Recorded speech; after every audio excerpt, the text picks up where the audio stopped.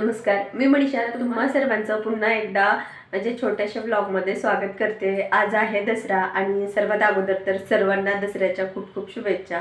तर दसरा आहे म्हटल्यावर लगबग घरामध्ये बायकांची थोडी जास्तच राहते, तशी माझी पण लगबग चालू आहे. कारण सकाळी सकाळी लवकर आवरायचं. तर लवकर उठून मी बाकीचं तर आवरलं होतं, पण पुरणपोळीचा स्वयंपाक राहतो आमच्या इकडे दसऱ्याला. तर माझी पुरणपोळीचा स्वयंपाक दुपारून बनवायचा आहे, कारण दुपारी खायला होतं आणि मग थोडंसं संध्याकाळी पण मुलं खातात. कारण पुरणपोळी वेदांतला आणि काव्याला खूप जास्त आवडते. मग म्हटलं चला सकाळी सकाळी नाश्ता बनवून घेऊयात आणि नंतर स्वयंपाकाला लागूयात. कारण मग तसं केलं तर मग माझं पण काम थोडंसं हे होतं आणि नाश्ता एकदा त्यांनी केला तर मग खूप वेळ जेवायला मागत नाहीत. म्हणून मग मी पटकन पोहे वगैरे बनवायला घ्यायचे. अजून बनवायचं बाकी आहे. तर मग त्यांना सांगितलं तुम्ही जाऊन गाडी वगैरे धुवा, कारण मुलांची सायकल वगैरे धुवायची आणि कव्याचं की पूजा वगैरे मला करायची. तर मग म्हटलं जा तुम्ही जाऊन खाली स्वच्छ वगैरे करून या. तर मी बाकीचं आवरायला घेते. तर माझी देवपूजा रांगोळी वगैरे सगळं राहिले आवरायचं. कारण म्हटलं निवांत रांगोळी वगैरे काढून देवपूजा पण निवांत करूत, कारण काही गडबडीत करायला गेलं तर मग काही ना काही विसरतं, काही ना काही राहून जातं. तर चला सगळ्यात अगोदर तर मी देवपूजा वगैरे बनवून घेते आणि पुन्हा बाकीचं करून घेते. जे रांगोळी वगैरे काढायचे, तोरणं वगैरे बनवायचे, कारण अजून फुलं वगैरे आणले नाही, त्यामुळे तोरण वगैरे सगळं बनवायचं बाकी आहे. तर मी बाकी आवरून घेते आणि नंतर तुमच्यासोबत भेटते. आता कसा दिवस जाणार आहे ते पण पूर्ण तुमच्यासोबत शेअर करणार आहे. तर चला मी देवपूजा करून घेते आणि रांगोळी कशी काढते ते पण तुमच्यासोबत शेअर करते. आता इथे माझी पूजा झाली आहे आणि आज गुरुवार असल्यामुळं माझा उपवास पण आहे. तर त्याची पण पूजा करून घेतली. म्हटलं पुन्हा राहिलं तर मग खूप वेळ राहून जातं आणि 4 वाजता मग ग्रंथ वगैरे वाचायचं असं राहतं. तर त्यामुळे म्हटलं त्याच्यासोबतच पूजा करून घेऊयात. आणि ते फुलं ठेवले नाहीत मी, असं कट करून फुलांच्या पाकळ्या वगैरे ठेवल्यात. कारण मग जर उरले फुलं तर नंतर ठेवू म्हटलं, पण सध्या आता फुलं लागणार आहेत आणि फुलं हे एवढेसे आहेत. म्हणून मग म्हटलं गाडीचं हार वगैरे करायला लागणारच आहे, तर तोपर्यंत हेच ठेवून देऊयात म्हटलं देवाला. आणि अशा प्रकारे माझी पूजा बनवून झाली आता करून. आणि आज उपवास आणि इथे सकाळी सकाळी मी बनवले होते वेदांसाठी त्यांच्यासाठी पोहे, कारण मग दुपारी स्वयंपाक बनवायचा होता. तर सकाळी सकाळी नाश्ता बनवूयात म्हटलं आणि मुलांसाठी पोहे बनवले होते. आणि मला गुरुवार होता तर मग मी दुपारी 1 वाजता माझ्यासाठी शाबू बनवला, कारण भूक लागलेली होती. कारण स्वयंपाक वगैरे होऊन पूजा ग्रंथ वाचायला खूप वेळ लागणार होता आणि माझं जेवण संध्याकाळीच होणार होतं. आता शाबूसोबत आम्हाला दूध आवडतं, पण मला दूध खायचं नव्हतं, त्यामुळे मग मी इथे दही घेतलं होतं आणि मुलं पण खूप आवडीने दही किंवा दूध खातात. आता मी शाबू वगैरे बनवला होता तर माझ्यासोबत मुलं पण खाणार आहेत म्हणून त्यांच्यासाठी थोडासा एक्स्ट्रा बनवला. कारण मग जरी भूक लागली मुलांना, लवकर स्वयंपाक वगैरे व्हायला वेळ जरी लागला तरी मग मुलं थोडंसं खाऊन घेतात. आणि इथे बनवत होते मी पोळ्या आणि वेदांत शूट करत होता. कारण पोळ्या मी जेव्हा बनवते तेव्हा माझ्या चांगल्या पोळ्या परफेक्ट होतात, चांगल्या फुगतात वगैरे. आणि खूप दिवसापूर्वी असं झालं होतं की गावाकडे पप्पांनी आमरसाचा कार्यक्रम ठेवला होता. आमरस सगळ्या पाहुण्यांना बोलवतात त्यांनी एकदाच आणि सगळ्यांना एकाच दिवशी बोलवून आमरस पोळी खायला घालतात. कारण प्रत्येकजण आलं की एक एक वेळेस बनवायला मग आई म्हणते की थोडासा वेळ लागतो, त्यामुळे सगळ्यांना एकत्र बोलवूनच केलं जातं. त्यावेळेस मी पण गावाकडे होते एकदा आणि त्यावेळेस मी पोळ्या बनवत होते. 4-5 पोळ्या बनवल्या, पण माझ्या काही चांगल्या झाल्या नाहीत. मग आणि मी जेव्हा घरी बनवते तेव्हा माझ्या परफेक्ट पोळ्या होत्यात. माझी आई वगैरे खूप हसायला लागल्या की म्हणे तू स्वयंपाक एवढा करतीस आणि तुला साधी पोळी जमत नाही. तर इथे मी तुम्हाला पोळी मुद्दाम शूट करून दाखवते की पोळ्या मला चांगल्या जमतात. आता त्या दिवशी काय झालं होतं ते मला माहिती नाही. 4-5 पोळ्या माझ्या चांगल्या झाल्याच नाही. तर मग मी पोळ्या करायच्या राहू दिल्या आणि इथे पहा एकदम टम्म अशी पोळी फुगली होती, बिलकुल तुटली वगैरे काही नाही. आणि फुगलेली पोळी उचलायला थोडंसं अडचण होते म्हणून मी थोडीशी फोडली नंतर, फुगल्याच्या नंतर दाबून, कारण मग आपल्याला काढता बरोबर येते. आमटी, भात, पोळी, दूध वगैरे असं बनवलं होतं. बाकी दुसरं काही म्हणजे तळी वगैरे काहीच केलं नव्हतं, कारण वेळ पण खूप कमी होता. आणि जाऊ द्या म्हटलं, मला बाकीचे पण कामं आवरायचे होते. आणि एकदम मऊ अशा पोळ्या झाल्या होत्या. माझ्या मुलांना खूप जास्त आवडतात आणि जास्त करून मी गूळ टाकून पोळी बनवते. साखरेची पोळी क्वचित खाण्यात येते जर गूळ संपला असेल तर, आणि शक्यतो जरी संपला तरी सणाच्या आदल्या दिवशी वगैरे गूळ आणून ठेवतो, किंवा मग आमच्याकडे गूळ हा नेहमी राहतो, कारण जेवणानंतर थोडंसं खायला लागतं म्हणून. चला माझ्या पोळ्या वगैरे बनवून झाल्या होत्या. आता मला बाकीचं आवरायचं होतं, तर स्वयंपाक तर माझा झालेला होता. या दोघांना अभ्यासाला सांगितलं होतं, तर हे दोघं अभ्यास सोडून असं भांडणं करत होते. 5 मिनिटसुद्धा एका ठिकाणी शांत बसत नाहीत. आता तुम्ही म्हणताल तुझे जेव्हा पण ब्लॉग्स वगैरे येतात, मुलं दाखवतेस, तेव्हा ते काही ना काही खोड्या करायला आलेच असतात किंवा भांडणं सुरूच असतात. आणि इथे वेदांत आता खेळता खेळता झोपला होता, कारण काव्या तिच्या पप्पांना बोलवायला गेली होती की दादा मला मारतोय आणि तुम्ही त्याला रागवा म्हणून, पण ते काही आले नाही. त्यामुळे मग वेदांत पुन्हा झोपल्याला जागा झाला आणि इथे तिच्यासोबत भांडणं करत होता. मी गपचूप शूट करत होते. अगोदर काव्याला वगैरे माहिती नव्हतं, पण नंतर त्यांनी पाहिलं की मम्मी शूट करते, तर ती दादाला सांगत होती की दादा मम्मी शूट करते, बोलू नको, भांडू नको. पुन्हा तो काही ऐकत नव्हता, धिंगाणा ह्यांचा चालूच होता. मग तिने तिच्या पप्पांना आवाज देऊन बोलवायला लागली, तर वेदांत असं तोंड दाबतोय की पप्पांना आवाज देऊ नको, पप्पा मला रागवतात म्हणून. तो काही ऐकत नव्हता आणि दिवसभर असं यांचं चालू राहतं. 5 मिनिट पण शांत बसत नाहीत. आता दुपारचं काव्या थोड्या वेळ झोपती, त्यामुळे मग तिचं शांत असतं, पण तिला झोप पण देत नाही वेदांत, कारण त्याच्यासोबत खेळायला दुसरं कोणी नाही म्हणून तिला उठवतं. पण इथे काव्या त्याला खूप रागवत होती, कारण त्यानं तिला मारलं, होटाला वगैरे लागलं होतं म्हणून. वेदांत म्हणत होता मारू नको, सॉरी, आता मी नाही तुला काही मारत. आणि पुन्हा वेदांत सॉरी म्हटल्याच्या नंतर तो म्हणे तू मला सॉरी बोल, मी तुला सॉरी बोलतो. वेदांत तर सॉरी बोललं, पण काव्या काही सॉरी बोलत नव्हती. ती म्हणे मी बोलणारच नाही, माझी काही चूक नाही. दोघांचं खूप वेळ असं धिंगाणा मस्ती चालू होता. आता धिंगाणा करत करत दुपारचे 3 वाजत होते आणि काव्याला झोपी घालायचं पण होतं. मग काव्या छान अशी धिंगाणा करून थोडा वेळ झोपली, पण वेदांत काही झोपला नव्हता. आणि माझं काम आवरलं बाकीचं आणि नंतर मी तिच्या फक्त डोक्यावर हात फिरवला, झोपलेली आहे म्हटलं, आता खेळून खेळून थकली. तर जसा हात लावला तिला, ती लगेच जागी झाली. मग थोडंसं थापटावून पुन्हा अजून झोपी घातलं, तर ती चांगलं 5-5:30 वाजेपर्यंत झोपी गेली होती. ती तसंही रोज दुपारी झोपते, पण वेदांत काही तिला झोपू देत नाही. आता काव्या झोपली होती, करमणूक काहीतरी पाहिजे, तर हे इथे आमचं ना ड्रॉइंग करायला चालू होतं. काही दिवसांपासून त्याला हा छंद लागला आहे की तो चित्र काढतोय मोबाईलमध्ये बघू बघू.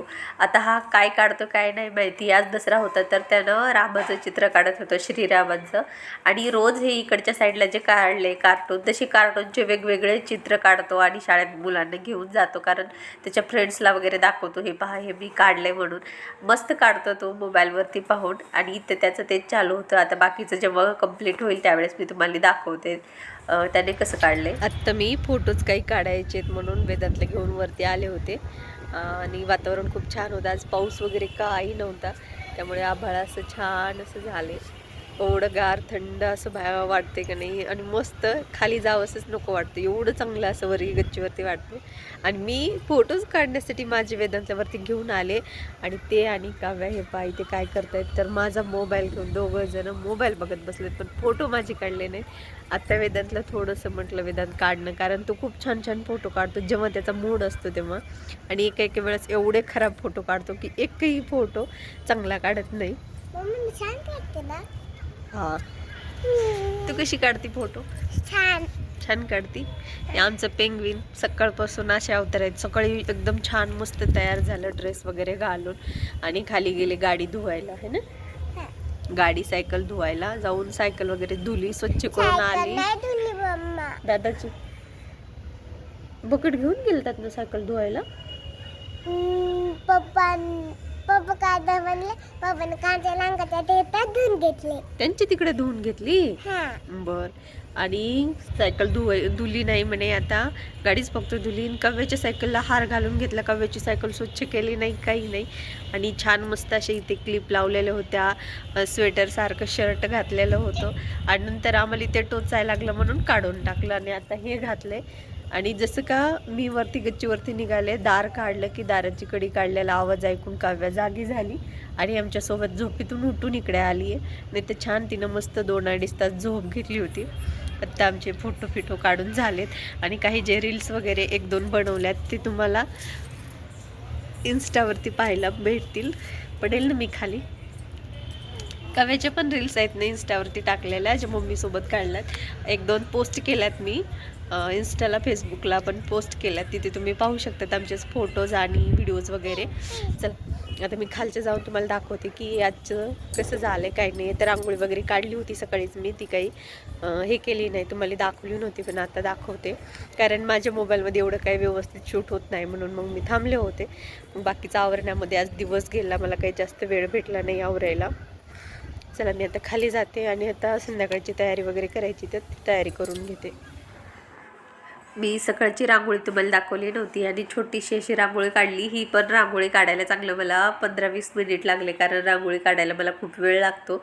आणि जे फुलं आणलेले होते ते फुलांपासून मी हे बनवलेलं होतं. आता पहिल्यांदा तर यांनी घरामध्ये थोडेसेच फुलं होते, पण नंतर यांनी जेव्हा बाहेर गेले त्यावेळेस मोठे मोठे आणि खूप जास्त फुलं घेऊन आले. नंतर आम्ही टोपलभर फुलं टाकून दिली दुसऱ्या दिवशी, कारण आता ठेवून तर काय उपयोग नाही. आणि सगळ्या जणांनी प्रत्येकाने आणलेली होती फुलं, तर दाराला वगैरे तोरण करून घेतलेलं होतं. आणि घरामध्ये गाडीसाठी सायकलसाठी वगैरे हार पण बनवून ठेवले होते. तर काव्याच्या सायकलला तिने जेव्हा बनवला तेव्हा लगेच तिने तिच्या सायकलला हार घातला होता.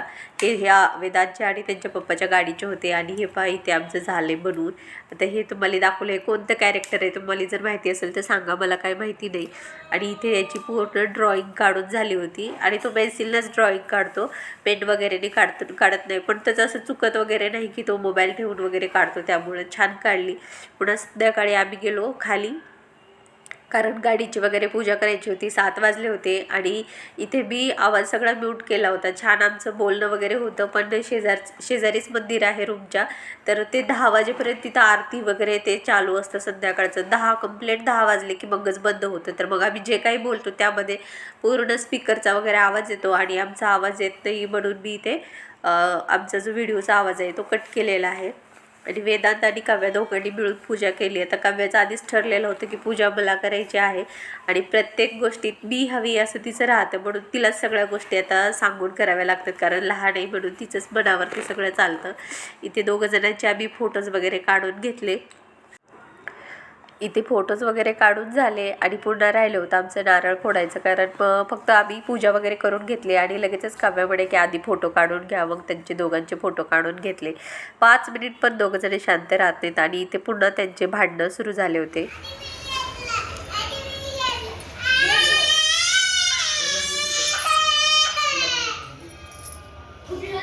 झालं करडायचं बंद.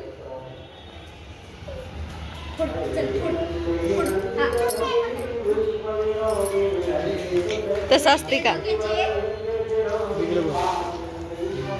नारळ खाली फुटते तर गाडीच.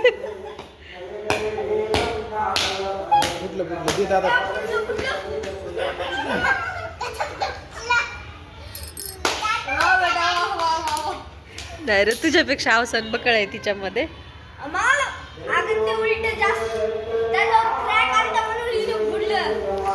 गाडी चांगली दसऱ्याच्या दिवशी गाडीवर हाणू लागली, आणि तू ते कप नारळाचं पाणी पिण्यासाठी आणला आहे का नाही.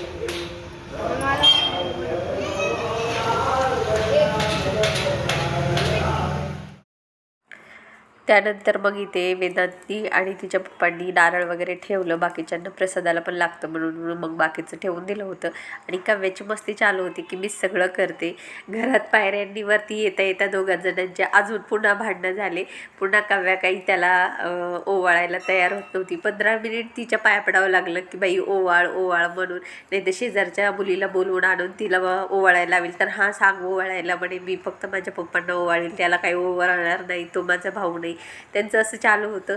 पुन्हा वेदांत बळच पाटावरती बसला आणि तिला ओवाळायला लावलं. सगळ्या गोष्टी तिच्या मनासारख्या कराव्या लागतात, तेव्हा कुठं ती त्याचं ऐकते. नाही तर मग ती म्हणते माझा हा दादा नाही, किंवा वेदू म्हणतो की ही माझी बहीण नाही. त्यांचं 5 मिनिटात भांडणं होतात, 5 मिनिटात खेळायला लागतात. इथे बळ तिला तयार करून ओवाळून घेतलं आणि नंतर पाया पडण्यासाठी पुन्हा पाहा कसं झालं. नसते रे, नसते.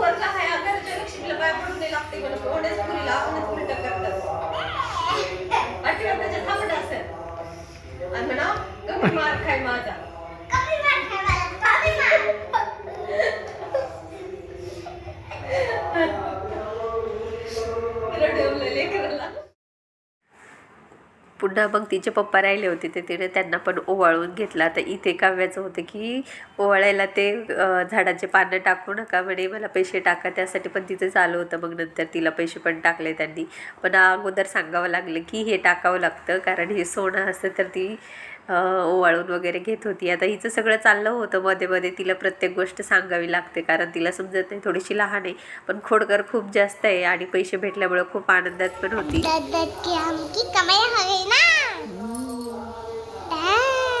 हम बहुत सारे पैसे कमाएंगे. काय राहिली ती सायकल आणि मी तर पूजा करते. सायकलची पूजा राहिली ना. आपली हम्मा पहिली की सायकल की चलो मम्मी. बाहेर नाही इथंच सायकल घेऊन ये. और देखो मेरी सायकल.